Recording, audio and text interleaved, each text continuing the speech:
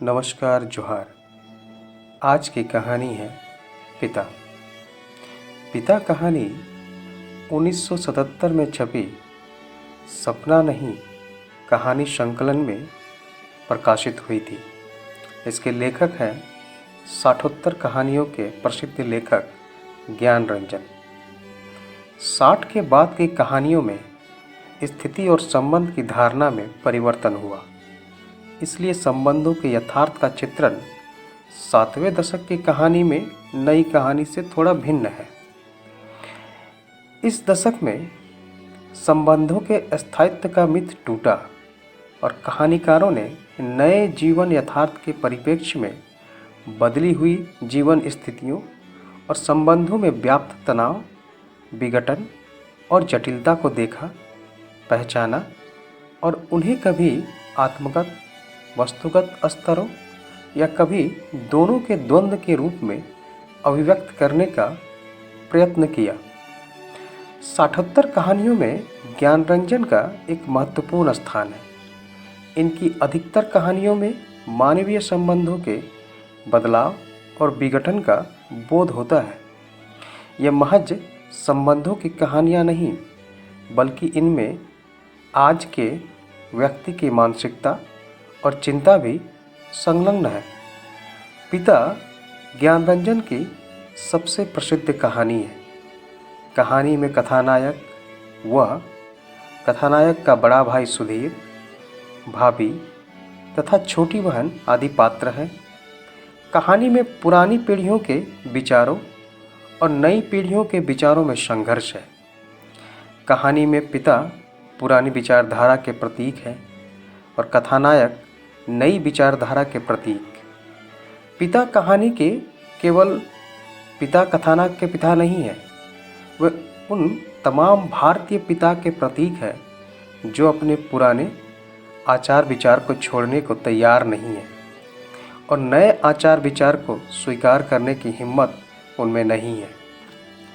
कहानी में पिता पुत्र के बीच आचार विचार, खान पान, रहन सहन आदि को लेकर हमेशा संघर्ष चलता है। ज्ञान रंजन की पिता कहानी के पिता और उषा प्रियंवदा की कहानी वापसी के पिता में अंतर दिखाई देता है।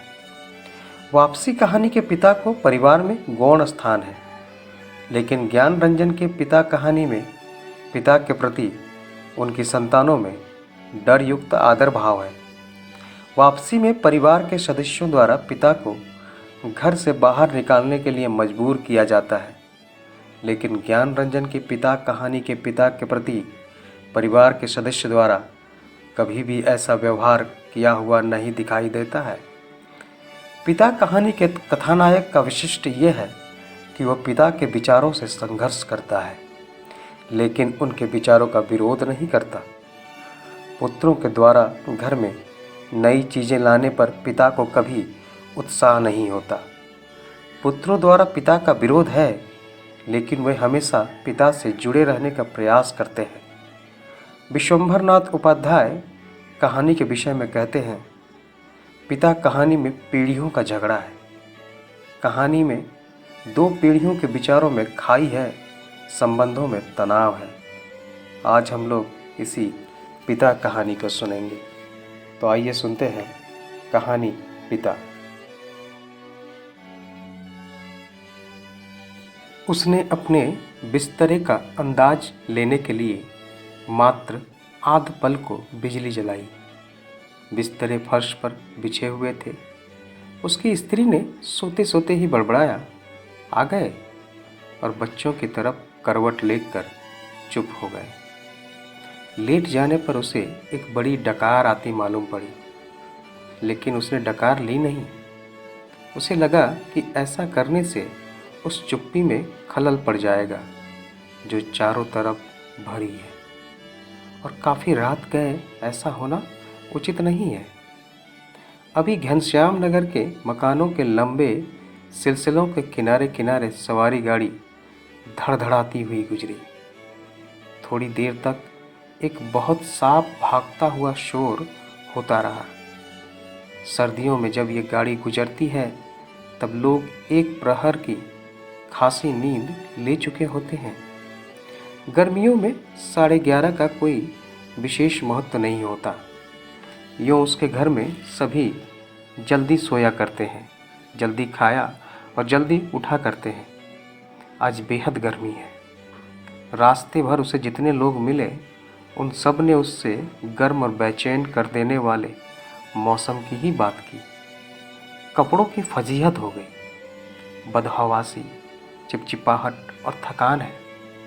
अभी जब सवारी गाड़ी शोर करती हुई गुजरी तो उसे ऐसा नहीं लगा कि नींद लगते लगते टूट गई हो, जैसा जाड़ों में प्रायः लगता है, बल्कि यूँ लगा कि अगर सोने की चेष्टा शुरू नहीं की गई तो सचमुच देर हो जाएगी। उसने जम्हाई ली। पंखे की हवा बहुत गर्म थी। वह पुराना होने की वजह से चिढ़ाती सी आवाज़ भी कर रहा है। उसको लगा दूसरे कमरे में भी लोग शायद उसकी ही तरह जम्हाइयाँ ले रहे होंगे, लेकिन दूसरे कमरों के पंखे पुराने नहीं हैं। उसने सोचना बंद करके अन्य कमरों की आहट लेनी चाहिए। उसे कोई बहुत मासूम सी ध्वनि भी 1-1.5 मिनट तक नहीं सुनाई दी, जो सन्नाटे में काफ़ी तेज होकर आ सकती है। तभी पिता की चारपाई बाहर चरमराई। वो किसी आहट से उठे होंगे। उन्होंने डांट कर उस बिल्ली का रोना चुप कराया जो शुरू हो गया था। बिल्ली थोड़ी देर चुप रहकर फिर रोने लगी। अब पिता ने डंडे को गज पर कई बार पटका और उस दिशा की तरफ खदेड़ने वाले ढंग से दौड़े जिधर से रोना आ रहा था और हट हट चिल्लाए। जब वो घूम फिर कर लौट रहा था तो पिता अपने बिस्तर बाहर लगाकर बैठे थे। कनखी से उसने उन्हें अपनी गंजी से पीठ का पसीना रगड़ते हुए देखा और बचता हुआ वह घर के अंदर दाखिल हो गया। उसे लगा कि पिता को गर्मी की वजह से नींद नहीं आ रही है, लेकिन उसे इस स्थिति में रोष हुआ। सब लोग पिता से अंदर पंखे के नीचे सोने के लिए कहा करते हैं, पर वो जरा भी नहीं सुनते। हमें क्या भोगे कष्ट। कुछ देर पड़े रहने के बाद वो उठा और उसने उत्सुकतावश खिड़की से झांका। सड़क की बत्ती छाती पर है। गर्मियों में यह बेहद अखर जाता है। पिता ने कई बार करवटें बदली, फिर शायद चैन की उम्मीद में पाटी पर बैठ पंखा झेलने लगे हैं। पंखे की डंठी से पीठ का वो हिस्सा खुजाते हैं जहां हाथ की उंगलियां दिक्कत से पहुंचती हैं। आकाश और दरख्तों की तरफ देखते हैं। रिलीफ पाने की किसी बहुत हल्की उम्मीद में शिकायत उगलते हैं। बड़ी भयंकर गर्मी है, एक पत्ता भी नहीं डोलता। उनका ये वाक्य जो नितांत व्यर्थ है, अभी अभी बीते क्षण में डूब गया। गर्मी बरकरार है और रहेगी, क्योंकि यह जाड़े बरसात का मौसम नहीं है। पिता उठकर घूमने लगते हैं। 1 या 2 बार घर का चक्कर चौकीदारों की तरह हो करते हुए लगाते हैं, ताकि कोई सेंध वेंद न लग सके। लौट कर थके स्वर में हे ईश्वर कहते हुए उंगली से माथे का पसीना काट कर जमीन पर चुभाने लगते हैं। बड़ा गजब है। कमरे की एक दीवार से टिक कर बैठ जाने पर वो काफ़ी तनाव में सोचने लगा। अंदर कमरों में पंखों के नीचे घर के सभी दूसरे लोग आराम से पसरे हैं। इस साल जो नया पेडस्टल खरीदा गया है वो आंगन में दादी अम्मा के लिए लगता है। बिजली का मोटर तेज चल रहा होगा, पैसे खर्च हो रहे हैं, लेकिन पिता की तरह रात कष्ट में ही है। लेकिन गजब ये नहीं है। गजब तो पिता की जिद है। वो दूसरे का आग्रह अनुरोध माने तब ना। पता नहीं क्यों पिता जीवन के अनिवार्य आवश्यकताओं से, सुविधाओं से भी चिढ़ते हैं। वो झल्लाने लगा। चौक से आते वक्त 4 आने की जगह 3 आने और 3 आने में तैयार होने पर 2 आने में चलने वाले रिक्शे के लिए पिता घंटे घंटे खड़े रहेंगे। धीरे धीरे सबके लिए सुविधाएं जुटाते रहेंगे, लेकिन खुद उसमें नहीं है या कम से कम में शामिल होंगे। पहले लोग उनकी काफ़ी चिरोरी किया करते थे, अब लोग हार गए हैं। जानने लगे हैं कि पिता के आगे किसी की चलेगी नहीं। आज तक किसी ने पिता को वॉश बेसिन में मुंह हाथ धोते नहीं देखा। बाहर जाकर बगिया वाले नल पर ही कुल्ला दातुन करते हैं। दादा भाई ने अपनी पहली तनख्वाह में गुसलखाने में उत्साह के साथ एक खूबसूरत शावर लगवाया, लेकिन पिता को अरसे से हम सब आंगन में धोती के लंगोटे की तरफ बांधकर तेल चुपड़े बदन पर बाल्टी बाल्टी पानी डालते देखते आ रहे हैं। खुले में स्नान करेंगे और जनेऊ से छाती और पीठ का मैल काटेंगे। शुरू में दादा भाई ने सोचा पिता उसके द्वारा शावर लगवाने से बहुत खुश होंगे और उन्हें नई चीज़ का उत्साह होगा। पिता जब कोई उत्साह प्रकट नहीं किया तो दादा भाई मन ही मन काफ़ी निराश हो गए। 1-2 बार उन्होंने हिम्मत करके कहा भी, आप अंदर आराम से क्यों नहीं नहाते? तब भी पिता आसानी से टाल गए। लड़कों द्वारा बाजार से लाई बिस्कटें, महंगे फल, पिता कुछ भी नहीं लेते। कभी लेते भी हैं तो बहुत नाक भौं सिकोड़ कर। उसके बेस्वाद होने की बात शुरू में ही जोर देते हुए। अपनी अमावट, गजक और दाल रोटी के अलावा दूसरों के द्वारा लाई गई चीज़ों की श्रेष्ठता से वो कभी प्रभावित नहीं होते। वो अपना हाथ पांव जानते हैं, अपना अर्जन, और उसी में उन्हें संतोष है। वे पुत्र जो पिता के लिए कुल्लू का सेव मंगाने और दिल्ली एम्पोरियम से बढ़िया धोतियाँ मंगाकर उन्हें पहनाने का उत्साह रखते थे, अब तेजी से पिता विरोधी होते जा रहे हैं। सुखी बच्चे भी अब गाहे बगाहे मुंह खोलते हैं और क्रोध उगल देते हैं। लद लद बाहर के आम के 2 सीकरों के लगभग एक साथ गिरने की आवाज़ आई। वो जानता है पिता आवाज़ से स्थान साधने की कोशिश करेंगे। टटोलते टटोलते अंधेरे में आम खोजेंगे और खाली गमले में इकट्ठा करते जाएंगे। शायद ही रात में 1-2 आम उसके चूक जाते हैं, ढूंढने पर नहीं मिलते, जिनके सुबह पा जाने के संबंध में उन्हें रात भर संदेह होता रहेगा। दीवार से काफ़ी देर एक ही तरह टिके रहने से उसकी पीठ दुखने लगी थी। नीचे रीढ़ के कमर वाले हिस्से में रक्त की चेतना बहुत कम हो गई। उसने मुद्रा बदली।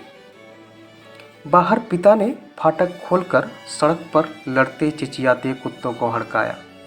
उसे वहाँ बहुत खींच हुई। कई बार कहा, मोहल्ले में हम लोगों का सम्मान है, 4 भले लोग आया जाया करते हैं, आपको अंदर सोना चाहिए, ढंग के कपड़े पहनने चाहिए और चौकीदारों की तरह रात को पहरा देना बहुत ही भद्दा लगता है। लेकिन पिता के अड़ में कभी कोई झोल नहीं आता।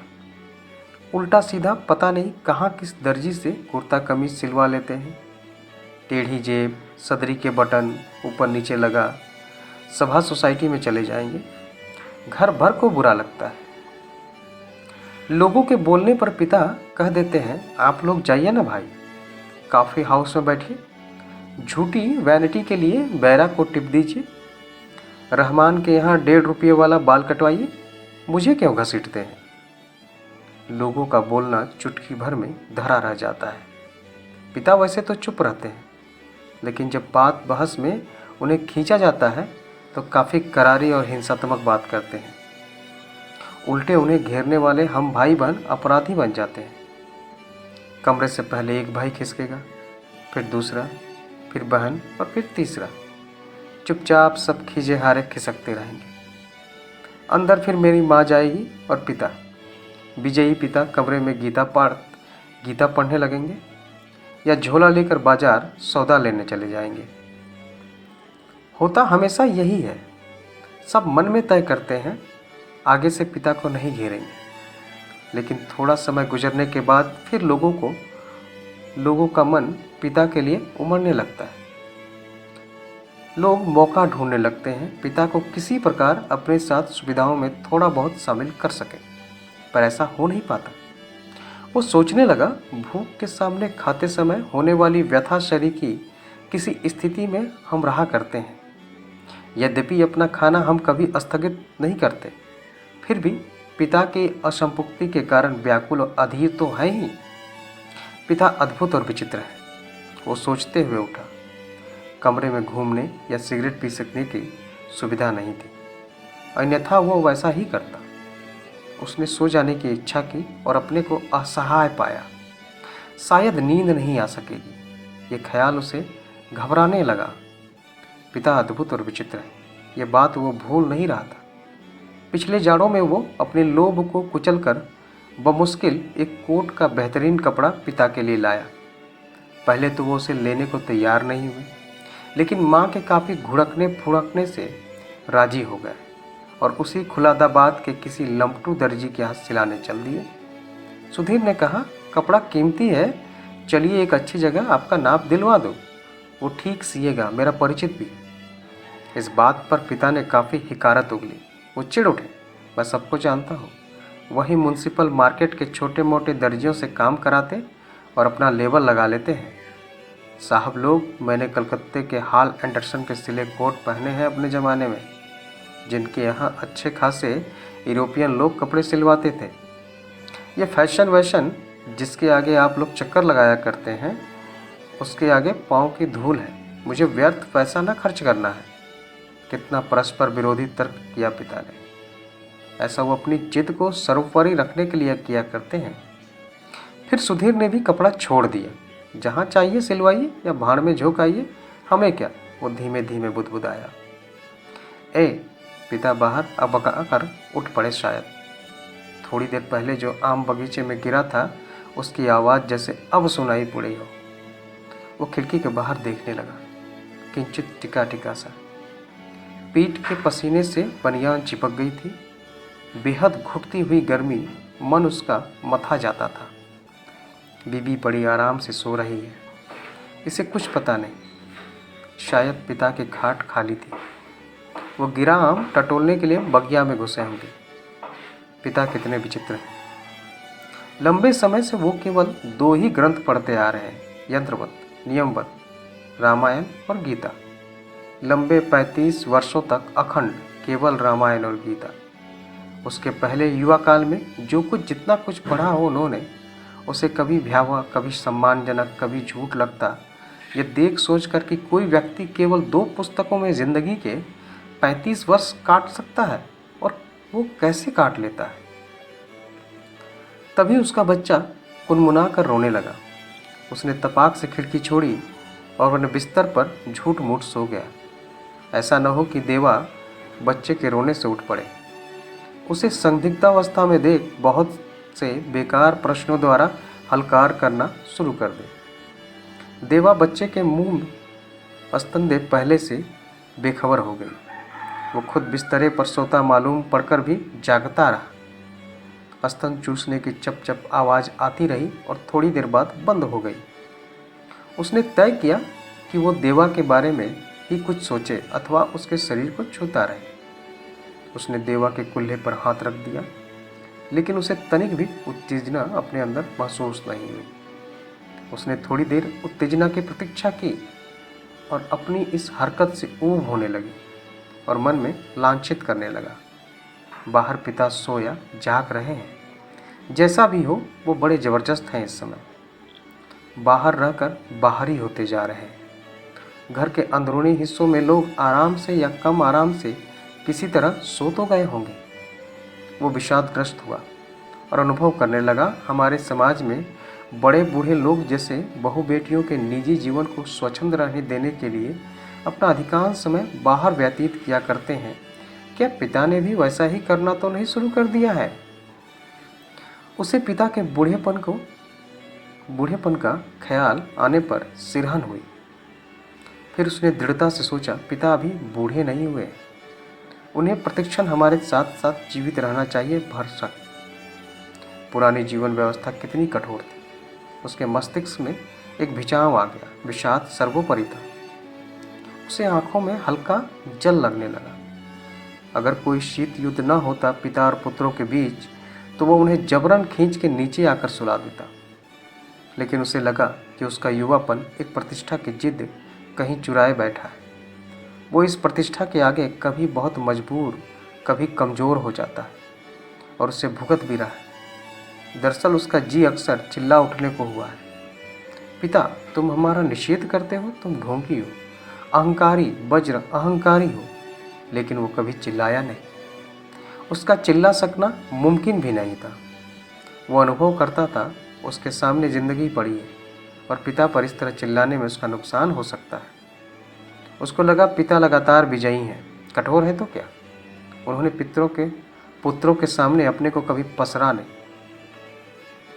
लगता है दीवारों पर भी पसीना चुहचुहा आया है। खुद को चुरा भोंक देने या दीवार पर सिर पटकने या सोती बीवी के साथ पाश्विक हो जाने का ढोंग सोचने के बाद भी गर्मी की बेचैनी नहीं कटी। उसने ईश्वर को बुदबुदाना चाहा, लेकिन वैसा नहीं किया। केवल हल्के हल्के हाथ के पंजों से सिर के बालों को दबोच कर वो रह गया। मौसम की गर्मी से अधिक प्रबल पिता है। उसके सामने एक घटना मजबूती से टंग गई। उसने घटना को मन में दोहराया। वायुसेना में नौकरी करने वाला उसका कप्तान भाई बहन के यूनिवर्सिटी के खर्चे के लिए 10 वर्ष तक 50 रुपये महीना भेजता रहा था। एक बार अकस्मात कप्तान भाई होली अवकाश मनाने घर आ गया। पिता ने उसके हाथ में उसके नाम के 1200 रुपयों वाली एक पासबुक थमा दी। सबको यह बड़ा आकस्मिक लगा। कप्तान भाई को हैरत हुई और हल्की खुशी भी कि एकाएक काफ़ी रुपये मिल गए। लेकिन इस बात से उसे दुख और पराजय का भान भी हुआ। उसने अपने को छोटा महसूस किया। 2 वर्ष तक बहन के लिए उसने जो थोड़ा बहुत किया, वो सब एक पल में घटकर नगण्य हो गया। फिर भी वो अनुभव कर रहा था, कप्तान भाई ज़्यादा सोचते नहीं, खिलाड़ी तबीयत के हैं, यान की तरह चुटकी में धरती छोड़ देते हैं। कितने मस्त हैं कप्तान भाई। उन्हें लगा कि पिता एक बुलंद भीम का दरवाजे की तरह खड़े हैं, जिससे टकरा कर हम सब निहायत पिद्दी और दयनीय होते जा रहे हैं। इस घटना को याद करके और पिता के प्रति खिन्न हो जाने पर भी उसने चाहा कि वो खिड़की से पिता को अंदर आकर सो रहने के लिए आग्रहपूर्वक कहे, लेकिन वो ऐसा नहीं कर सका। वो असंतोष और सहानुभूति दोनों के बीच असंतुलित भटकता रहा। न लोको सेट से उठती इंजनों की शंटिंग ध्वनि, न कंक्रीट के ग्रैंड ट्रैक पर से होकर आती धूमनगंज की ओर से इक्के दुक्के लौटते इक्कों के घोड़े की टापें, न झगड़ते कुत्तों की भौंक भाग। बस कहीं उल्लू एक गति, एक वजन और विभत्सता में बोल रहा है। रात्रि में शहर का आभास कुछ पलों के लिए मरसा गया है। उसको उम्मीद हुई कि किसी भी समय दूर या पास से कोई आवाज़ अकस्मात उठ आएगी, घड़ी टंटना जाएगी या किसी दौड़ती हुई ट्रक का तेज लंबा हॉर्न बज उठेगा और शहर का मरा हुआ आभास पुनः जीवित हो जाएगा। पूरा शहर कभी नहीं सोता या मरता। बहुत से सोते हुए जान पड़ने वाले भी संक्षिप्त ध्वनियों के साथ या लगभग ध्वनिहीनता के बीच जगे हुए हैं। रात काफ़ी बीत चुकी है और इस समय ये सब सिवाय सोने के कितना निरर्थक है।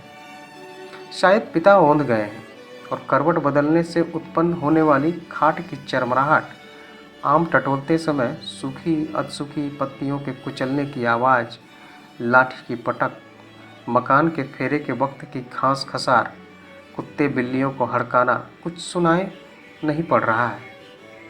इस विचार से कि पिता सो गए होंगे उसे परम शांति मिली और लगा कि अब वो भी सो सकेगा।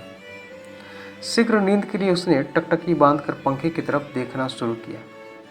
गर्म हवा के बावजूद दिन भर की व्यर्थ थकान और सोच विचार से पस्त हो जाने की वजह से वो नींद में चित्त हो गया। थोड़े समय उपरांत वो एकाएक उचक कर उठ बैठा। उसने चारों तरफ कुछ देख पाने के लिए कुछ क्षणों तक गड़े हुए अंधेरे को घूरा। हुआ ये कि उसे शरीर में एकाएक बहुत गर्मी से लगी थी और अजीब सी सरसराहट हुई। शायद पसीने से भींगी टांग पत्नी के बदन से छू गई थी। मुंह में बुरा सा स्वाद भर आया था। किसी बुरी बीमारी के कारण अक्सर ऐसा हो जाया करता है। उठकर उसने 2-3 कुल्ले किए और ढेर सारा पानी पिया। इतना सब कुछ हुआ अर्धनींद में ही करता रहा। आंगन से पानी पीकर लौटते समय उसने इत्मीनान के लिए खिड़की से बाहर देखा। अब तक नींद जो थोड़ी बहुत थी काफुर हो गई। पिता सो नहीं गए अथवा कुछ सोकर पुनः जगे हैं, पता नहीं। अभी ही उन्होंने हे राम तू ही सहारा है कहकर जम्हाई ली है। ऐसा उन्होंने कोई दबकर नहीं किया।